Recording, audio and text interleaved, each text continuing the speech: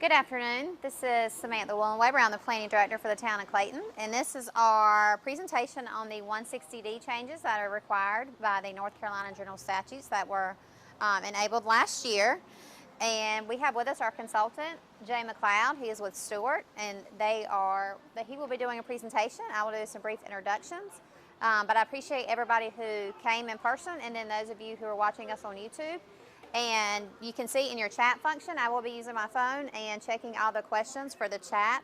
So feel free to type away, and we will answer any questions during the Q&A after the presentation. So again, this is state legislature that has been updated, and a part of this is combining 153A and 160A into 160D and consolidating some of these changes involving land use regulation. And again, it's combining the cities and the towns.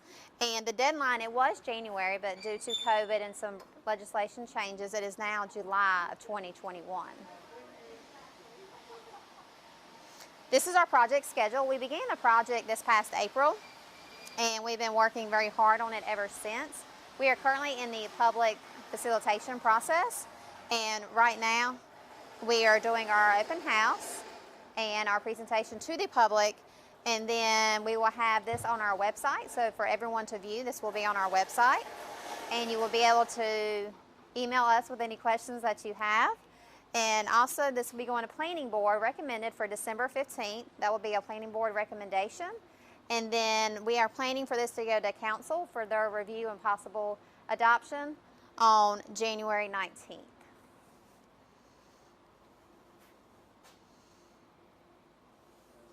All right. And this is Jay McLeod with Stewart. Hi, everyone. Thanks for joining us for this public informational session. As Samantha mentioned, Chapter 160D is the state-required update to planning, zoning, and enabling legislation. It's happening across the state for all cities, towns, counties, and other municipal jurisdictions. One of the main thrusts of this state legislation is to consolidate and clarify the development review procedures, use uniform terminology across all jurisdictions, put limits to the imposition of unlawful conditions on different developments, and standardize procedures.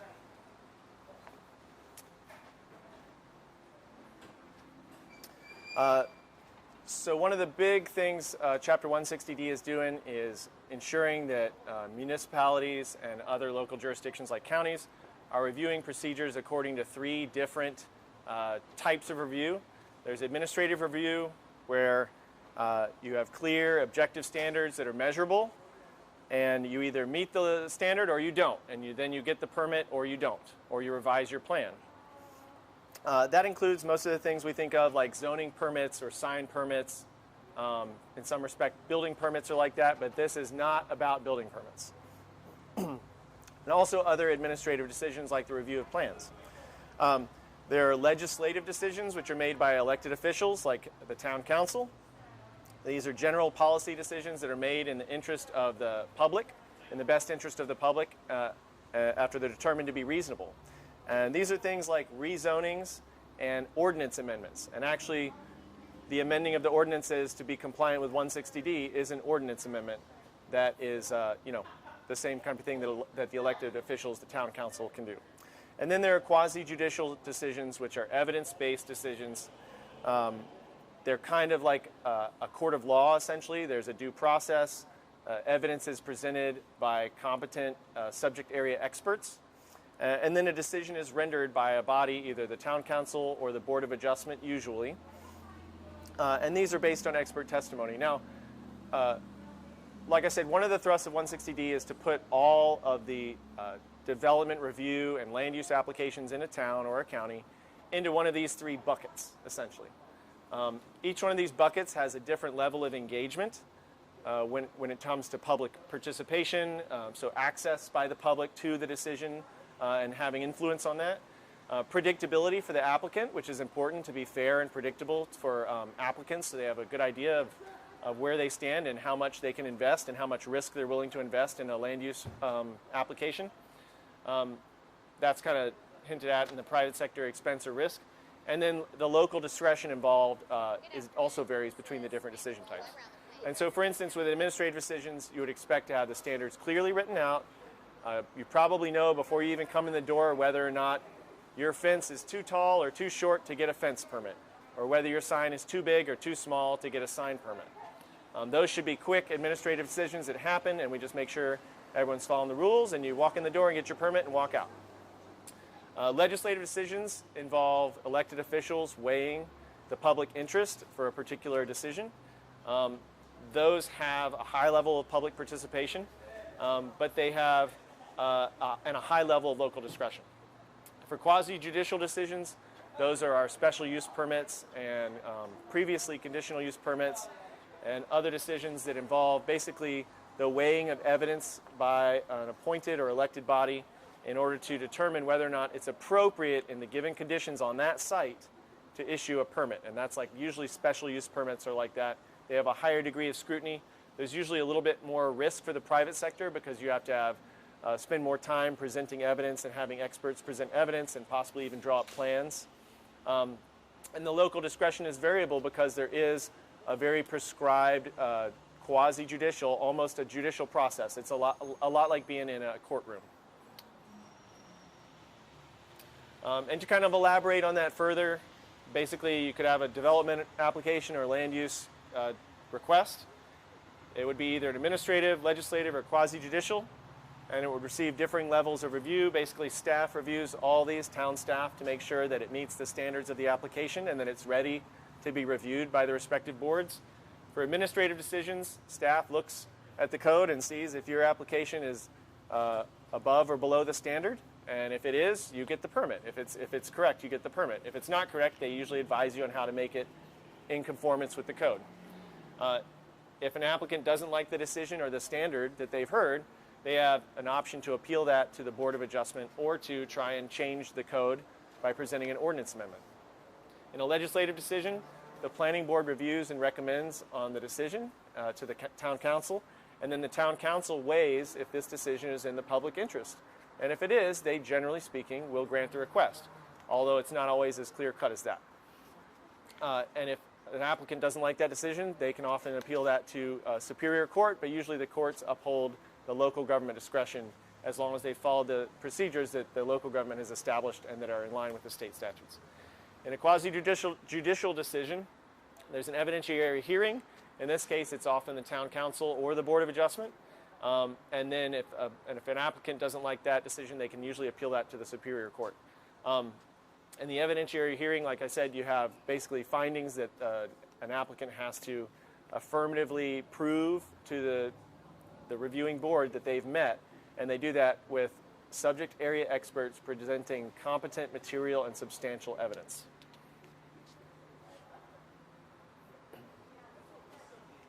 So, in terms of changes that are going to be happening in Clayton with respect to this update to be compliant with the state's new Chapter 160D Planning and Zoning Enabling Statutes, one of the big ones is that special use districts are no longer allowed, and so those are going to be transitioning to conditional use districts. So any land that is zoned as a special use district will transition to an identical conditional zoning district with the same conditions and restrictions on use.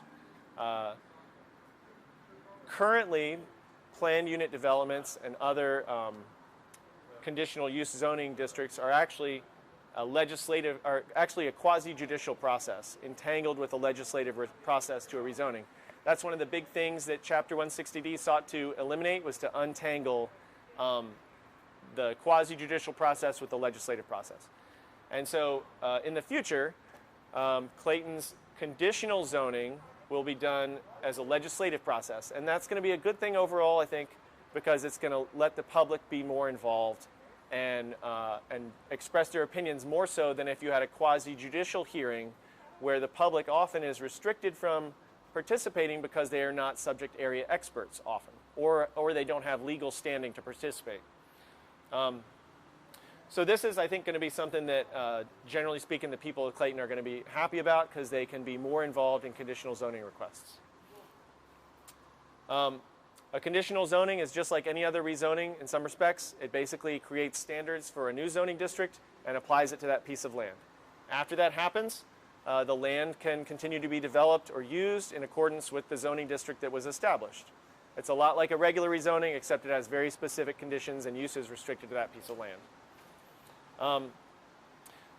So overall, the existing rights are going to be existing vested rights are going to be retained, and the public should have more access to participate in conditional rezonings and should feel like they are better heard in the process, I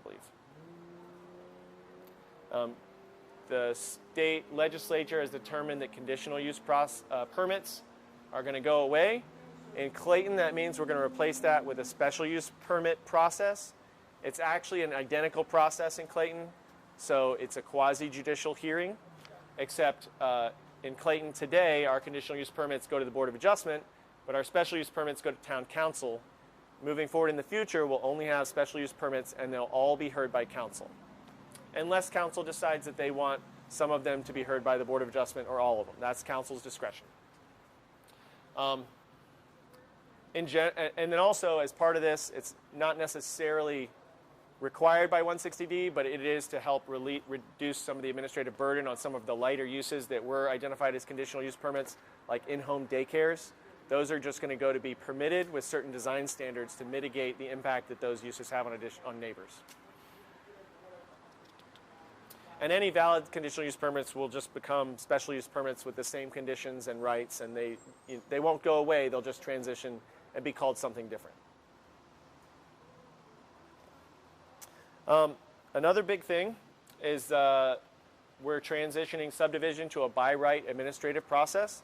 This is kind of in line with putting all review procedures into one of those three buckets: administrative, legislative, or quasi-judicial. Right now, Clayton does subdivisions two different ways for whether you're a conditional zoning district or a general or a conventional zoning district, and we're going to make that go to the administrative route. Basically, once a piece of land is rezoned by council, it comes along with certain standards like lot sizes and lot widths that you have to meet when you subdivide. And so council really controls those at the time of the rezoning. And then after that, the ability to use that land and subdivide that land is really an administrative by right procedure that can be handled a lot more smoothly by staff. Now, that being said, it's not like there will be a change in any of the standards for right-of-way widths or street standards or public utilities or anything like that. It just means that when you're zoned what you're zoned, you know you can do with your land what you're allowed to by the zoning. And that'll kind of also provide some consistency for applicants so that they know how their application will be reviewed. And we do have a very robust team of staff in the technical review committee that reviews all these applications and makes sure they meet the standards of the zoning ordinance, the subdivision code, fire code, et cetera, et cetera. Site plan review will also become an administrative process. That'll lead to increased predictability. And this is also part of putting these decisions and review procedures into those three buckets of administrative, legislative, or quasi-judicial. One of the provisions of 160D was that jurisdictions can't add conditions that aren't otherwise allowed by the state statutes. Other places, not Clayton, were doing this. And developers and the development community were not happy about it because they were being required to do things that weren't technically legal according to state law. So that's very clear now in Chapter 160D. And if basically what this is saying is that if you have a site plan and you want to develop a non-residential site like a shopping center or a gas station or something, and if you meet the standards of the ordinance, the development ordinance, then you can build that thing and you don't have to go before a board because you meet the standards already. So this should make site plan review more predictable for applicants. And it'll also ensure that the standards of the town are being met because staff is reviewing it administratively. So essentially, these are our 3 or 4 reviewing bodies. We have our administrative staff will review these procedures. Planning board and Board of Adjustment are combined in Clayton, so they will review the ones that go down the middle, and then town council will review and decide on the items in that last column. Like I said, conditional use permits are disappearing and being replaced with the special use permit process. Site plans are now becoming a fully administrative review. And the beauty of this is that we have our administrative appeal here. So if an applicant doesn't like the answer that they got in an administrative process, and they feel like the ordinance was misinterpreted or misapplied, they have the ability to appeal that to the Board of Adjustment, where it would be heard and evidence would be presented, and the Board of Adjustment would render a decision. If an applicant doesn't like the standards, the administrative standards of a permit, they have the ability to request an ordinance amendment and change the standards of the town.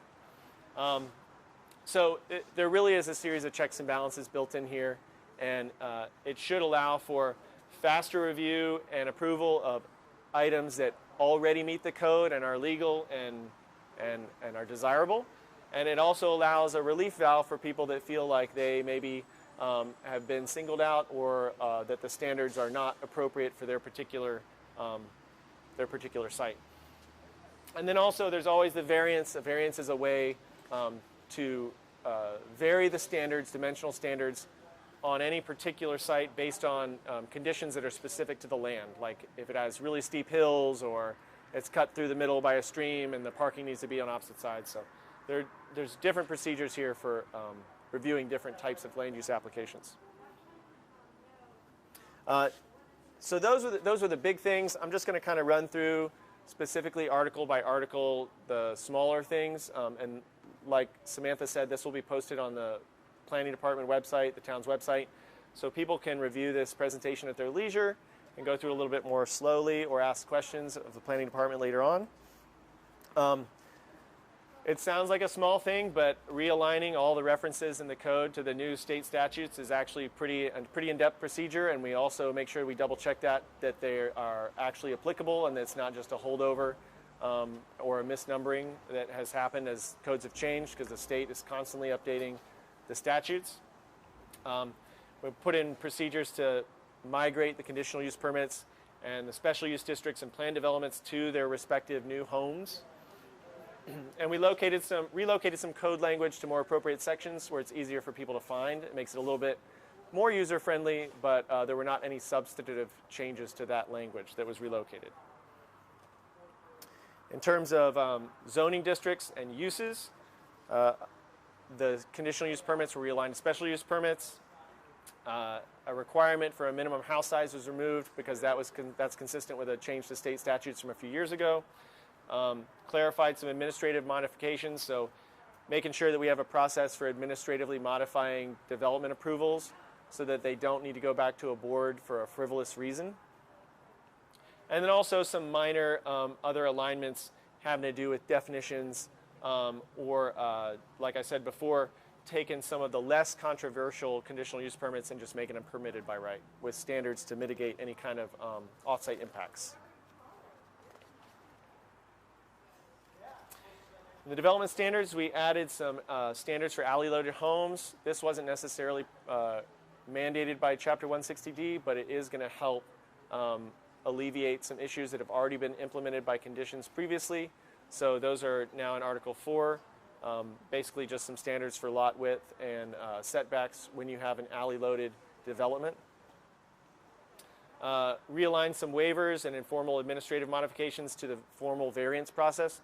And that's really based around being predictable and equitable and providing that due process for applicants, so there's not the appearance of favoritism, and they feel that they've been heard in a quasi-judicial format that's one of those three buckets: legislative, administrative, or quasi-judicial. And this is an example of some of the language that has been realigned to, for instance, a formal quasi-judicial variance process. So this kind of language that Clayton had and many other jurisdictions across the state, almost everybody, basically gave a quasi-judicial authority to an administrative official and didn't provide for that quasi-judicial process to have that hearing for the applicant. So that's kind of the changes in Article 4. In Article 5, minor changes just to realign with state statutes regarding minimum lot size and stream buffer requirements.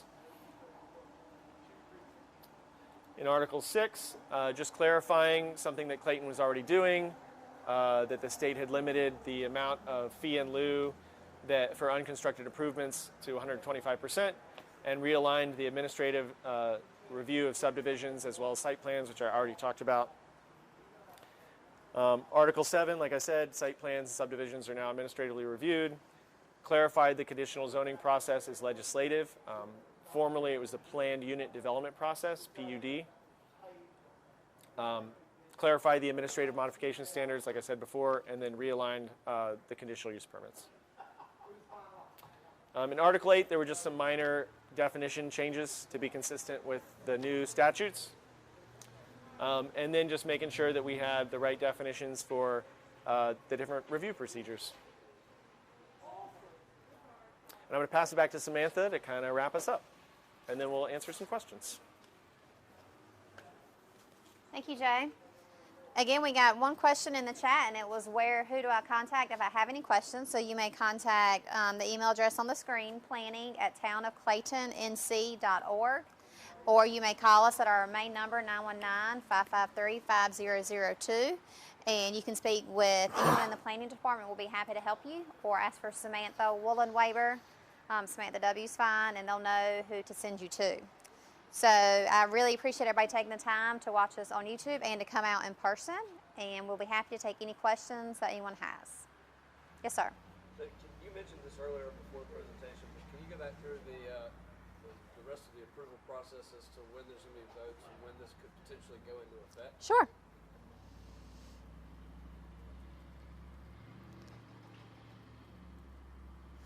So this is our schedule. As of right now, we're in our public communication or our public outreach phase, and this will last until approximately December 15th, and that will be the first review by a body. We did have a planning board work session. We've also had a town council work session. So we have had multiple different work sessions with our different, with our governing body, and then our planning board, which is our advisory body and a recommending body. So that is December 15th, then there'll be another month of public review. So we'll have about 2 total months of public review, and then a potential adoption on January 19th. Yeah. So if it was adopted on the 19th, would it go into effect the next day, or would it be some period? Yes, sir. Okay. So right now, any February submittals will fall under the new process. And then there is also the permit choice that is part of 160D for anything that is under review right now, which we will review on a case-by-case basis if anyone wants to wait and to use permit choice and use the new regulations. Okay. Another question. We have like a change to a master site plan that's already been approved, say a change in use or a change in unit count or something like that. Starting February, as soon as this goes through, would that then, even though it was approved through the old process, would it still then just go through the new process and then it wouldn't need to go back to town council?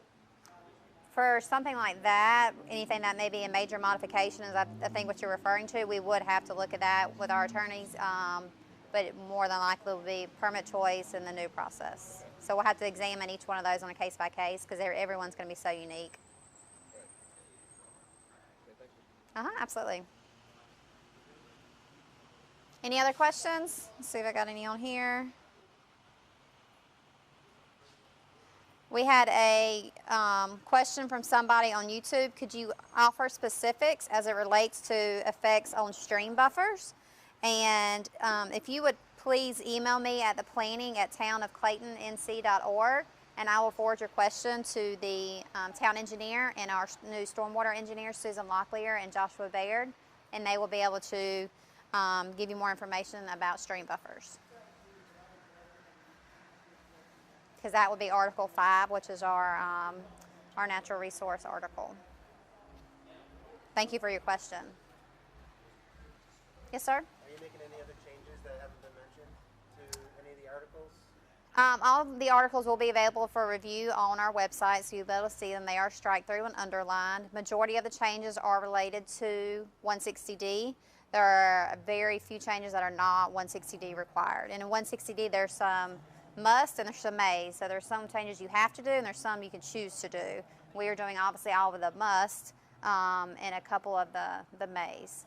And one requirement I will say in our presentation is that we have proposed that metal would not be allowed to be more than a certain percentage of your facade. in certain zoning districts, but that would not apply to industrial.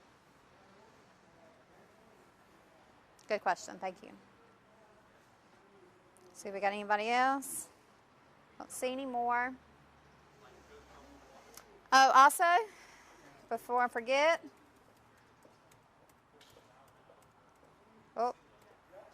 please join us in 20 minutes here at the Clayton Community Center. We have an open house for a comprehensive plan update. That is our growth plan. And as you know, Clayton is growing very rapidly, so we are updating our plan. And Stuart is also working on that comp plan for us, and we will be right inside the gymnasium tonight starting at 5 p.m., 5 to 7.